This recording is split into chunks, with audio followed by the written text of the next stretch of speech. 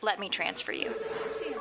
Switch to Farm Bureau Insurance today and get real service instead of getting really tangled up. For auto, home, life, and health, get the membership advantage. Get Farm Bureau Insurance.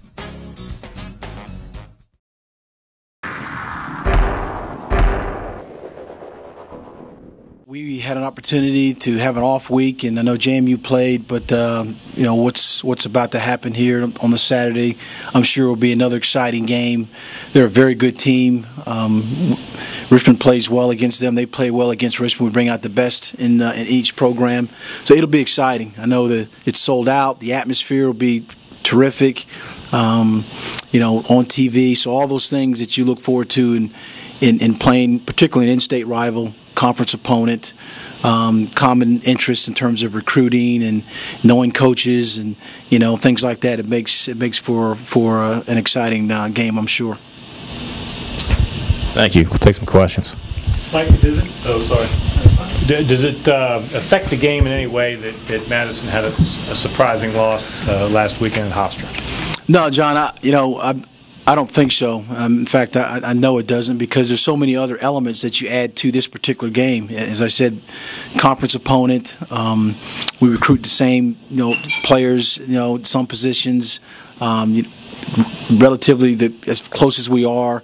Being in the same southern half of the conference, in the conference, and prior success, those are the things that make up for really good rivalries. And I think, regardless of what happened last week, and then regardless of what happened this weekend with us being off, I mean, it's about the game that's getting ready to get played on Saturday.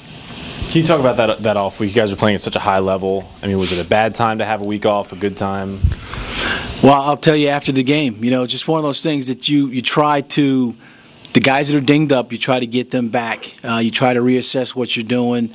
You try to, allow coaches a day off or so, try to re-energize, reinvigorate, just things like that. And some of the guys had a chance to go home because they've been going pretty hard since the summer and then the early part of camp. And then 4 games into it, so I think it was good from a standpoint of just getting away. But at the same time, doing all the diligence in terms of what you do football-wise and system-wise to make sure that that we're moving forward. So hopefully that pays off. A lot of schools they like the open date. They like the open dates, maybe not at the beginning, but towards the middle, the latter part, because you have a chance to get guys back. Can you talk about last year's game? Does it still sting? I mean. Yeah, I get a nervous twitch in my eye every time I think of Scotty McGee right now. He's a tremendous player. I mean, last year's game was last year's game, but there's some learning things that you draw from that. But it was a great college game from what I hear from a lot of people. I'm sure hopefully it'll be another good game if we go up there and represent well. Again, it's a when you talk about playing good college games, good college teams. I mean that team in Harrisonburg, James Madison, is a very good college team. Can you explain how a series that's this close hasn't seen a home team win in 5 years? I mean, have you ever seen that in any kind of big rivalry series like this? No, I tell you, it's one of those things that I guess when you go into it, the visiting team has to go into it as it's a home game for them, because you have to blot out all those distractions, the crowd, the noise, and things like that. And they did it. They did a good job of that last year when they came down here, and I would imagine in years before when Richmond went up there, did a fairly good job also. So it's a strange phenomenon, but that's what it is in college football. You got to go on the road, and you got to play well on the road in order to be successful during your season. So, but it's no wonder that they're a good team, because they can go on the road and win.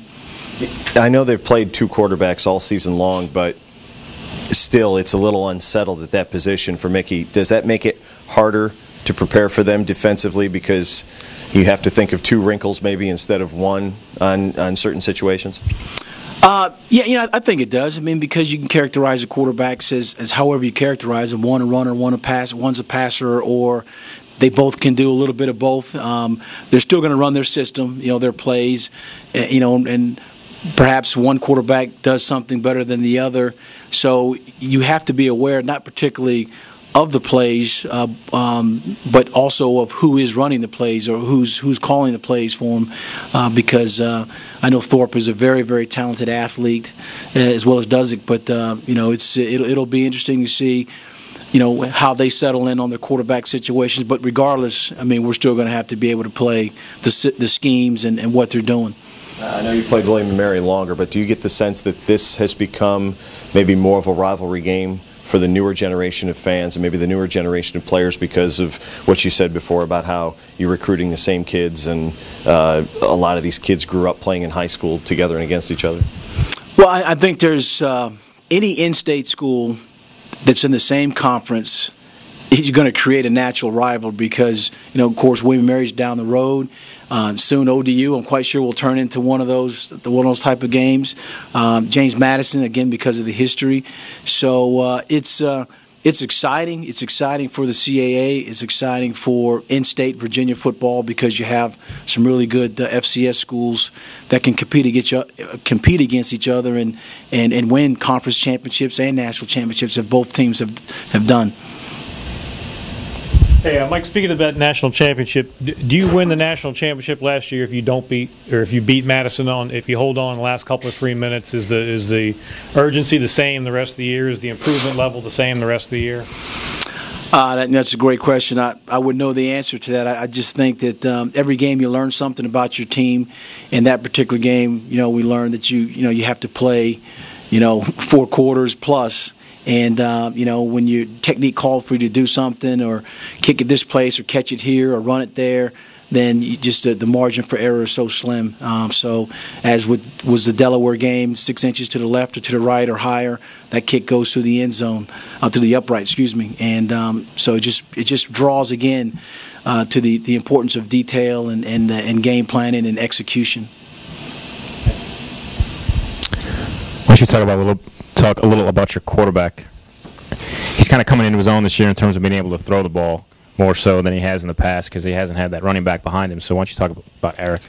Yeah, I think Eric Ward is as good a quarterback that there is out there. It's a shame he doesn't get as much attention as I think he deserves. If you look at his stats, you look at his completion percentage, 4-year starter, some career games, and but Eric's not caught up into that. He just he's a leader. As I said before about him, he doesn't let the highs get him too high or the lows get him too low. He just leads by example. He's a winner. And so I think those are characteristics that people that have aspirations to be all-star candidates would require. But we're going to keep pressing and we're going to keep playing and hopefully Eric keeps proving people wrong.